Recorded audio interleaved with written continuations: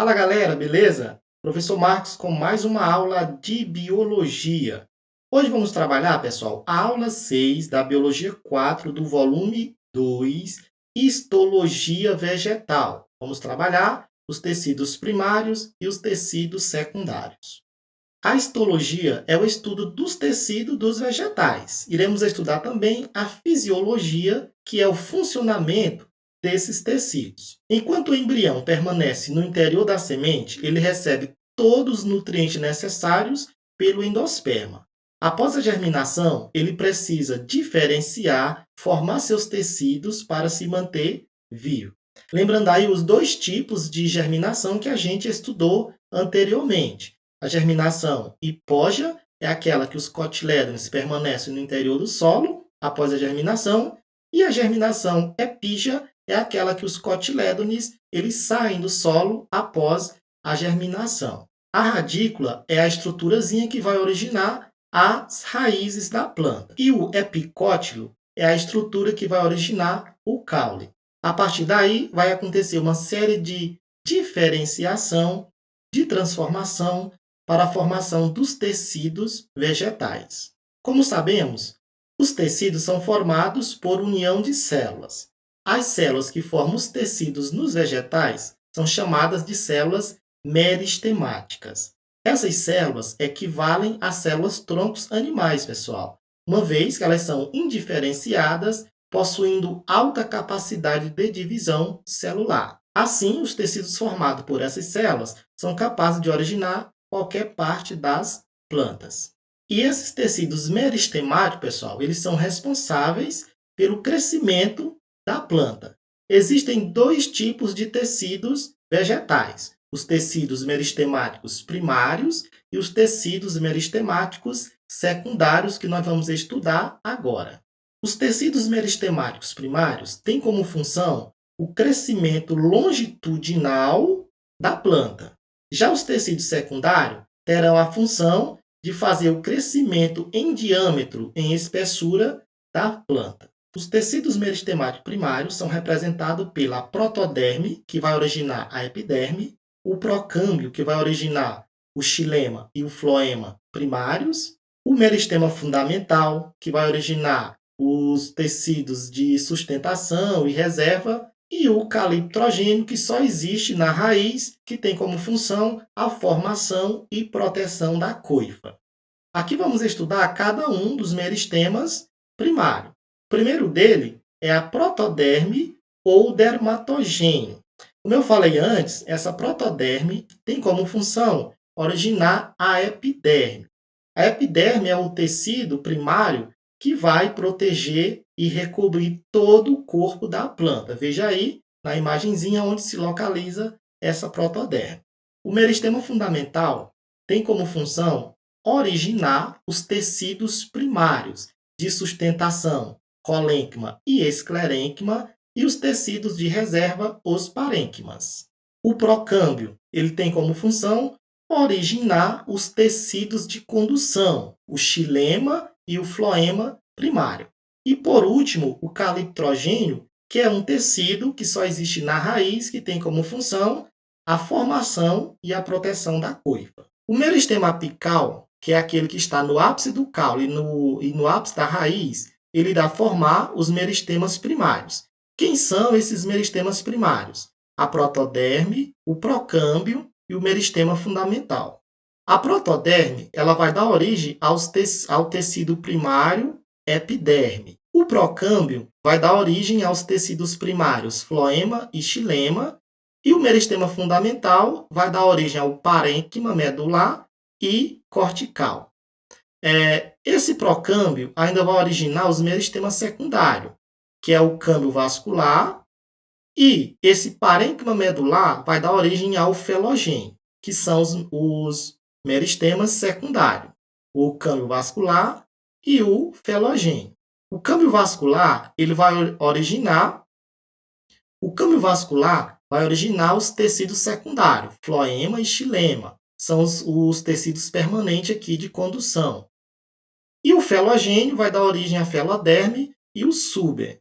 Os tecidos meristemáticos secundários têm como função o crescimento em espessura dos vegetais. Esses tecidos secundários, pessoal, eles são representados por dois tipos de tecidos principais, o felogênio e o câmbio vascular. O felogênio está aqui, ó, é essa região que eu estou apontando aqui. Esse felogênio, ele vai dar origem ao suber para fora, que é a casca, né, um tecido morto de proteção, e para dentro o feloderma, que é um tecido vivo também de proteção. E o câmbio vascular, ele vai dar origem ao xilema e ao floema. Acompanhe aqui, ó. Eu posso chamar esse interior também de cerne, que vai compor o xilema. Alburno e cerne comporão o xilema.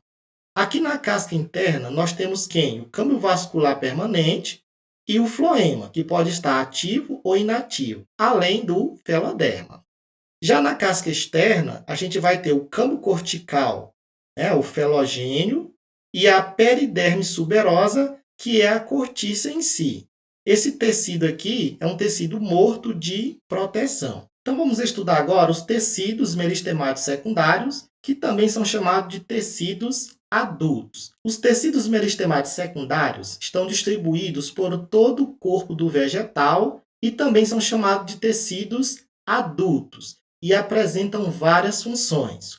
Primeira, revestimento e proteção. Como exemplo, temos a epiderme, que mais tarde vai ser transformada em periderme. Os tecidos fundamentais de preenchimento, que vai envolver os tecidos de preenchimento e sustentação, que vamos estudar mais adiante. Os tecidos vasculares, né, de condução, xilema e floema. E os tecidos de excreção e secreção. Então, aqui são os tipos de tecidos adultos ou tecidos secundários. Vamos estudar cada um. Então, aqui, ó, o primeiro tipo de tecido adulto, vamos falar do tecido de revestimento ou de proteção. Primeiro deles, vamos falar da epiderme.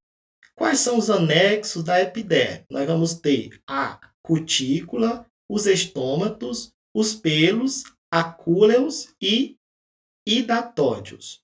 Vamos começar aqui pela cutícula.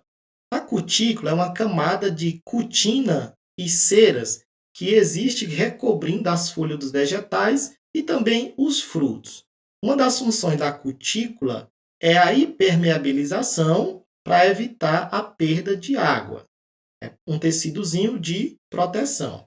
Os estômatos, que são outro anexo da epiderme, têm como função a realização das trocas gasosas. Além disso, pessoal, os estômatos são as únicas estruturas anexas da epiderme que possuem cloroplastos.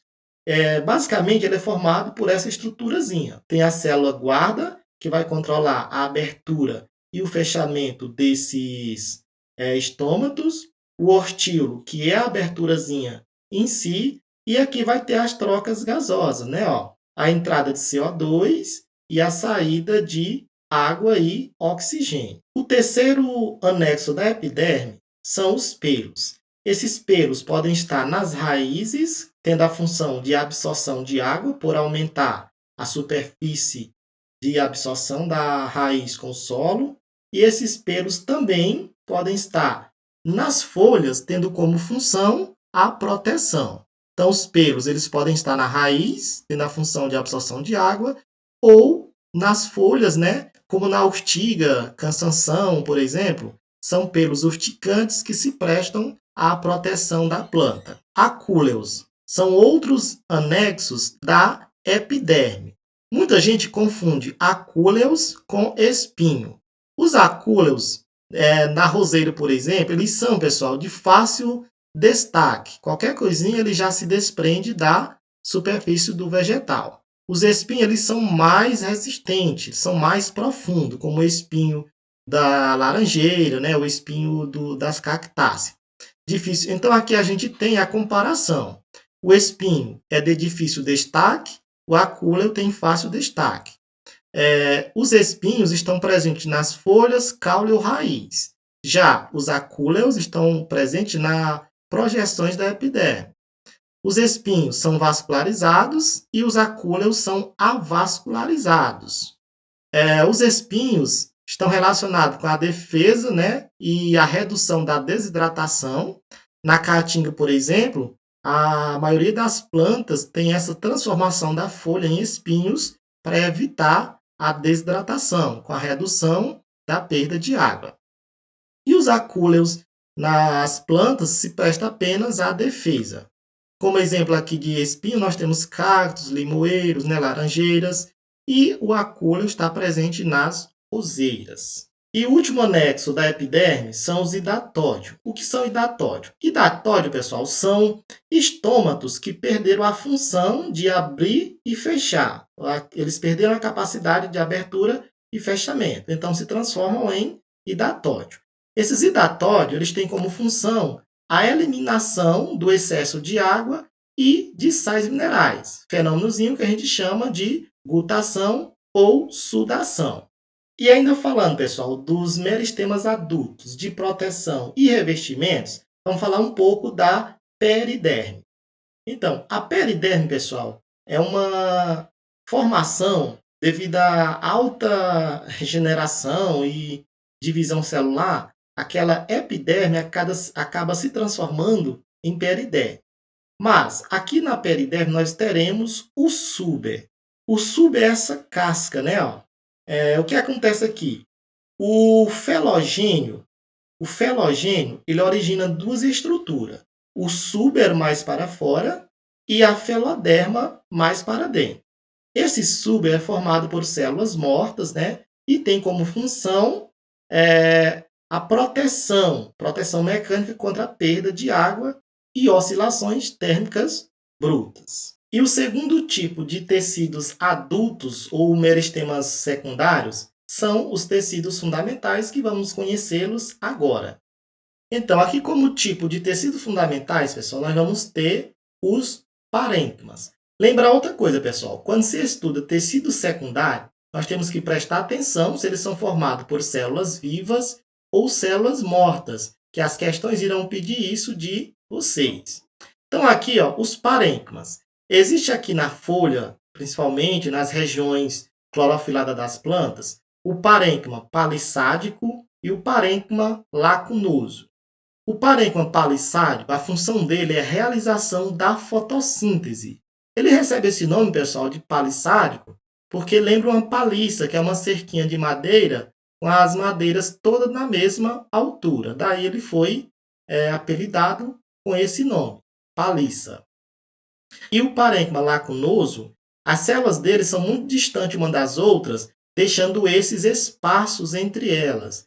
Daí ele é ideal para a circulação de gases, já que as células estão afastadas uma das outras. E ainda temos o parênquima amilífero, que tem como função a reserva de amido. E ainda falando de tecidos fundamentais, nós temos os esclerênquima e o colênquima. Ambos têm função de sustentação, mas tem uma diferença, pessoal. O esclerênquima é formado por células mortas e o colênquima é formado por células vivas.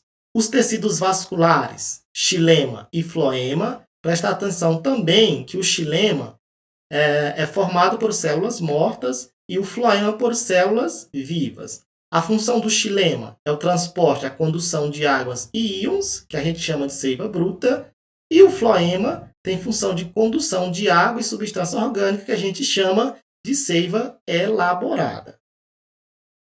E aqui ainda temos os tecidos de excreção, né? O tecido de excreção, eles podem ser representados pelos hidatódios, né? Células secretoras, pelos glandulares, bolsas secretoras, tubos laticíferos e nectários. As células secretoras, elas secretam resina e essências. Os pelos glandulares secretam substância urticante, né? E enzimas hidrolíticas. Essas enzimas urticantes, o cansanção, por exemplo, né? A urtiga para a proteção animal.